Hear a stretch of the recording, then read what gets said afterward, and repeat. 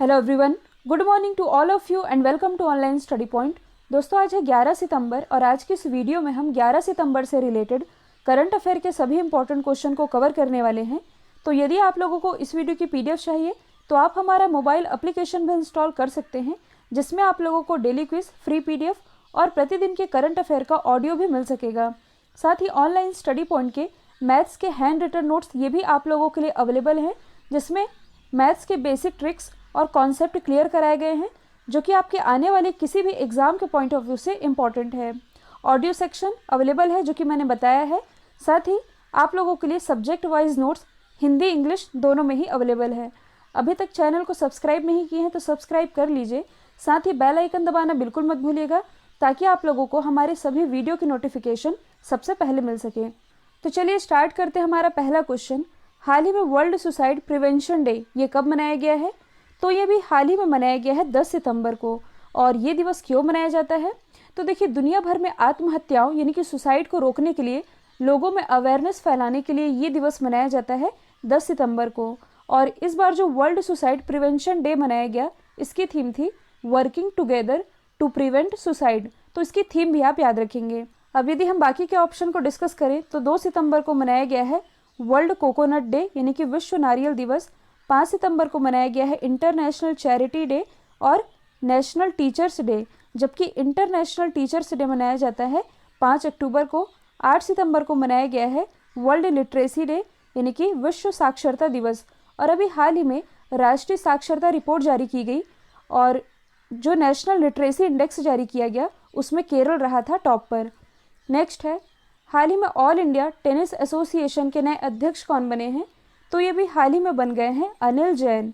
और जो अनिल जैन है, इन्होंने स्थान लिया है प्रवीण महाजन का। तो सबसे पहले हम जान लेते हैं ऑल इंडिया टेनिस एसोसिएशन के बारे में। इसकी स्थापना हुई थी मार्च 1920 में और इसका हेडक्वार्टर स्थित है नई दिल्ली में।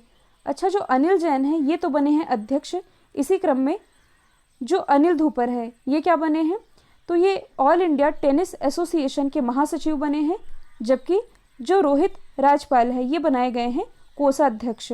तो ये चारों नाम ऑल इंडिया टेनिस एसोसिएशन से ही रिलेटेड है, तो ये आप याद रखेंगे। अभी तक यदि आप लोगों ने ऑनलाइन स्टडी पॉइंट के लास्ट 6 मंथ करंट अफेयर की पीडीएफ को परचेस नहीं किया है, जिसमें जनवरी टू जून 800+ क्वेश्चन टॉपिक वाइज कवर कराए गए हैं, जो कि आपके आगामी किसी भी एग्जाम के पॉइंट ऑफ व्यू से इंपॉर्टेंट है। अगला क्वेश्चन है, हाल ही में आईबीए द्वारा जारी किए गए ईज 2.0 इंडेक्स में किस बैंक ने टॉप किया है? तो इसमें टॉप पर रहा है बैंक ऑफ बड़ौदा, दूसरे स्थान पर स्टेट बैंक ऑफ इंडिया और तीसरे स्थान पर रहा है ओरिएंटल बैंक ऑफ कॉमर्स। अब ये रिपोर्ट जारी किसने की है, यानी कि इंडेक्स ये जारी किया गया है आईबीए के द्वारा। ये आईबीए है क्या? तो इसकी फुल फॉर्म बनती है इंडियन बैंक एसोसिएशन। इसकी स्थापना हुई थी 26 सितंबर 1946 में। हेडक्वार्टर स्थित है मुंबई महाराष्ट्र में और इसके सीईओ ये कुछ समय पहले ही बनाए गए हैं सुनील मेहता। कई बार एग्जाम में ये भी पूछा जा सकता है कि ईज इंडेक्स किसके द्वारा जारी किया जाता है? तो ये आईबीए के द्वारा जारी किया जाता है। अब यहाँ पर जो लिखा है ईज 2.0, तो ईज की फुल फॉर्म बनती है enhanced access and service excellence. ये है इसकी फुल फॉर्म और यही इंडेक्स रिलीज किया है आईबीए ने। नेक्स्ट है, हाल ही में इंदिरा गांधी शांति पुरस्कार 2019 से किसे सम्मानित किया गया है? तो देखिए, इनके नाम की घोषणा तो 2019 में ही कर दी गई थी, लेकिन अभी ये हाल ही में सम्मानित किए जा चुके हैं सर डेविड एटनबरो। तो देखिए, ये जो अवार्ड है ये उन लोगों को या उन संस्थाओं को दिया जाता है जो वैज्ञानिक खोज का उपयोग मानवता के लिए करते हैं, यानी कि ह्यूमैनिटी के लिए करते हैं।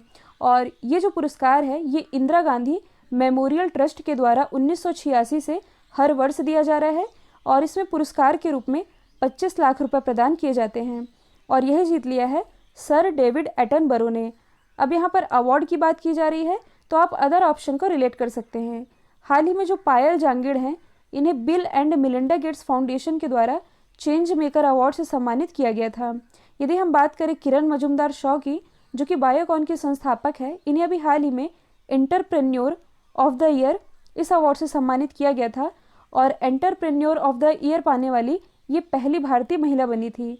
यदि हम बात करें डॉक्टर नीति कुमार की, तो इन्हें भी हाल ही में सर्ब वुमन एक्सीलेंस अवार्ड से सम्मानित किया गया। सर्ब यानी कि science and engineering research board, तो इसकी फुल फॉर्म भी आप याद रखेंगे। हाल ही में किस देश ने कोरोना के टीके को आम जनता के लिए जारी कर दिया है? तो ये न्यूज़ आप लोगों ने ज़रूर सुनी होगी। रशिया इस मामले में चर्चे में भी है और रशिया ने भी हाल ही में कोरोना के वैक्सीन को आम जनता के लिए जारी कर दिया है। तो सबसे पहले आप मैप में देख सकते हैं रशिया की लोकेशन। मैंने आप लोगों को बताया भी है कि ऐसे केवल 2 ही देश हैं जो कि एशिया महाद्वीप में भी स्थित हैं और यूरोप महाद्वीप में भी स्थित हैं। एक तो है रशिया, दूसरा है तुर्की। तुर्की का जो सबसे बड़ा शहर है इस्तांबुल, इसकी सीमा दोनों देशों से लगती है। तुर्की का जो एशिया वाला पार्ट है ये क्या कहलाता है?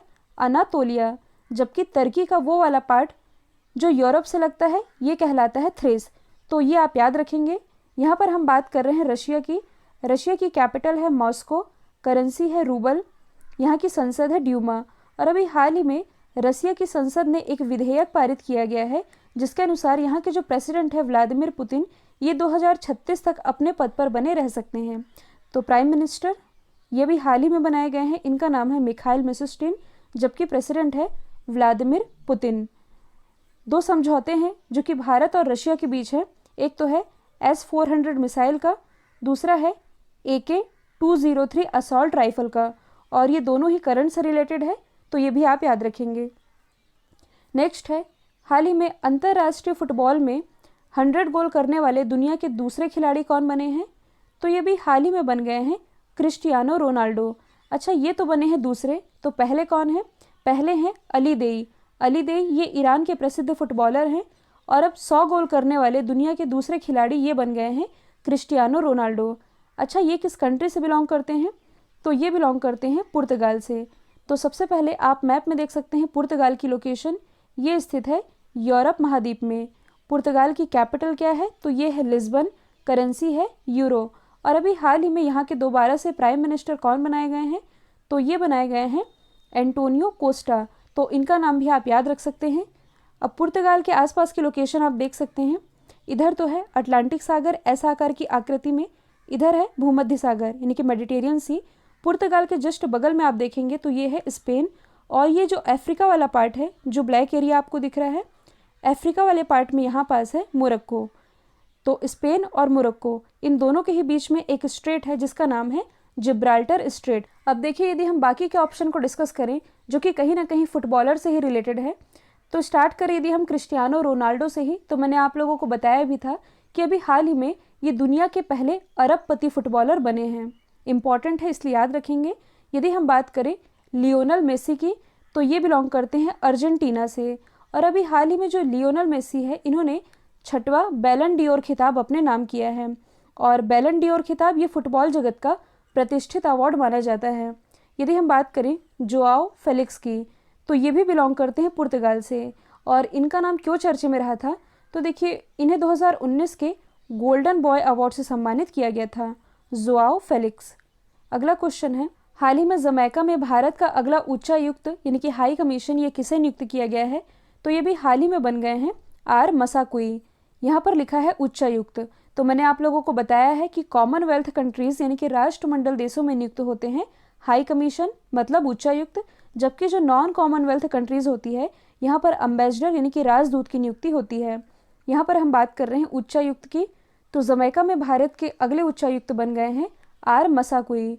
जो आर मसाकुई है ये 2001 बैच के IFS ऑफिसर हैं। तो सबसे पहले आप मैप में देख सकते हैं जमैका की लोकेशन, ये है नॉर्थ अमेरिका, और ये वाला जो पार्ट है ये है साउथ अमेरिका का। दोनों के ही बीच में एक स्ट्रेट है जिसका नाम है पनामा स्ट्रेट। ये जो छोटा सा आप देख रहे हैं ये है जमैका, और इसी के आसपास छोटी सी जो लोकेशन दिख रही है ये है वेस्ट इंडीज़ की। तो ये वेस्ट इंडीज़ के पास ही है। यदि हम बात करें जमैका की, तो यहाँ की कैपिटल क्या है? किंगस्टन। और करेंसी तो ये है जमैकन डॉलर। यहाँ के प्राइम मिनिस्टर तो ये हैं एड्रियो होलनेस। और यहीं के अगले हाई कमीशन ये बन गए हैं आर मसाकुई। अब देखिए, यहाँ से आप एक चीज़ कनेक्ट करके याद रख सकते हैं। यहाँ पर बात की जा रही है जमैका की, और जमैका से ही एक प्रसिद्ध एथलीट बिलोंग करते हैं। नाम आप लोगों ने सुना होगा, इनका नाम है यूसेन बोल्ट, जो कि एक धावक है मतलब रनर है, और इन्हें लाइटनिंग बोल्ट के नाम से भी जाना जाता है, और ये बिलोंग करते हैं जमैका से। अब यहाँ पास हाई कमीशन की बात की जा रही है, तो हाल ही में जो गोपाल बागले हैं ये श्रीलंका में भारत के अगले उच्चायुक्त बनाए गए हैं। जो गायत्री कुमार हैं ये बनाई गई हैं ब्रिटेन में इंडिया की नेक्स्ट हाई कमीशन, जबकि अजय बिसारिया इन्हें अभी हाल ही में कनाडा में भारत का अगला उच्चायुक्त नियुक्त किया गया है। तो ये सभी आप याद रखेंगे।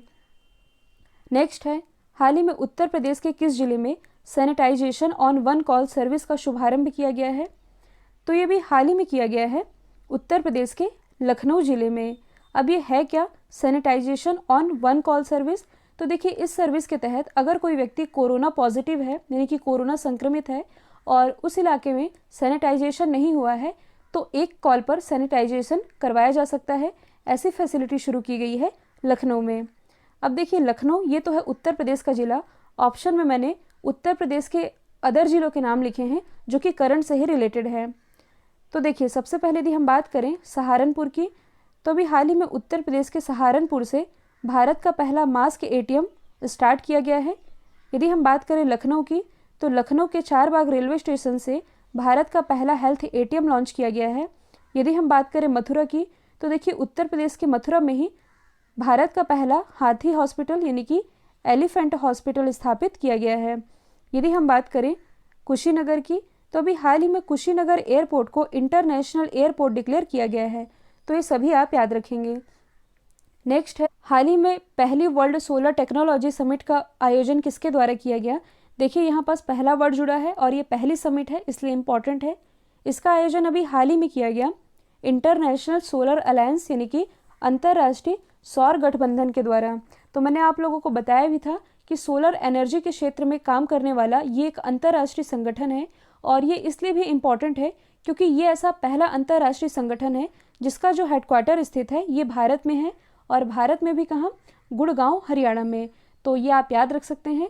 और देखिए, ये जो इंटरनेशनल सोलर अलायंस के द्वारा इस समिट का आयोजन किया गया 8 सितंबर 2020 में, तो इसमें बहुत सारी कंट्रीज़ ने वर्चुअली पार्टिसिपेट किया था। यदि हम बात करें इंटरनेशनल सोलर अलायंस की, तो अभी हाल ही में जो निकारागुआ है ये इसका 87वां मेंबर कंट्री बना है। तो ये आप याद रख सकते हैं। और इसी इंटरनेशनल सोलर अलायंस के क्षेत्र में काम करने के लिए भारत के जो प्राइम मिनिस्टर हैं नरेंद्र मोदी जी और फ्रांस के जो राष्ट्रपति हैं इमैनुअल मैक्रोन, इन दोनों को ही संयुक्त रूप से यूनाइटेड नेशन के द्वारा champion of the earth award से सम्मानित किया जा चुका है। तो ये आप याद रखेंगे। नेक्स्ट है, हाल ही में जारी किए गए ICC T20 मेंस रैंकिंग में पहले स्थान पर कौन रहा है? तो देखिए, अब इंग्लैंड को पीछे छोड़ते हुए जो ऑस्ट्रेलिया है ये पहले स्थान पर रहा है, दूसरे स्थान पर इंग्लैंड, तीसरे स्थान पर भारत और चौथे स्थान पर रहा है पाकिस्तान। और भी कई रैंकिंग है जो कि आप इमेज में देख पा रहे हैं।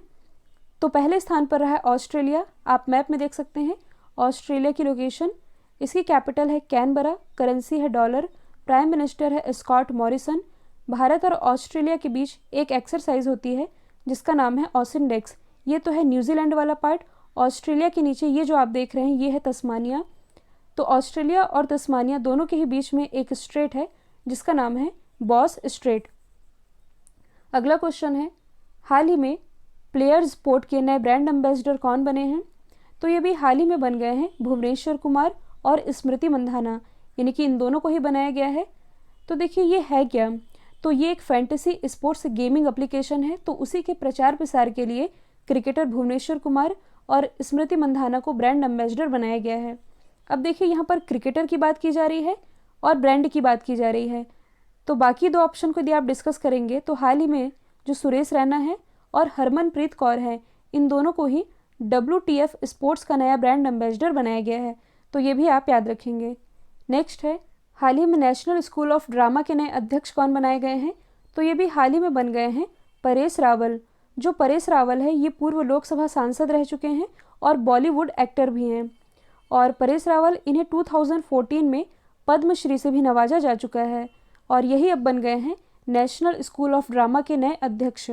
यदि हम बात करें नेशनल स्कूल ऑफ ड्रामा की, तो इसकी स्थापना हुई थी 1959 में, लेकिन 1975 में ये एक इंडिपेंडेंट स्कूल बन गया था और इसका हेडक्वार्टर स्थित है नई दिल्ली में। अब यदि हम बाकी के ऑप्शन को डिस्कस करें तो हाल ही में जो BP सिंह है, वैसे इनकी नियुक्ति 2019 में हुई है। BP सिंह यानी कि ब्रिजेंद्र पाल सिंह, ये FTII यानी कि film and television institute of India, इसके अध्यक्ष बनाए गए हैं और इसका हेडक्वार्टर स्थित है पुणे महाराष्ट्र में। हाल ही में जो बॉलीवुड एक्टर आयुष्मान खुराना हैं, ये बजाज आलियांज के नए ब्रांड एम्बेसडर बने हैं, जबकि जो बॉलीवुड अभिनेता सुनील शेट्टी हैं, इनकी नियुक्ति भी हाल ही में नाडा यानी कि नेशनल एंटी डोपिंग एजेंसी के ब्रांड एम्बेसडर के रूप में की गई है।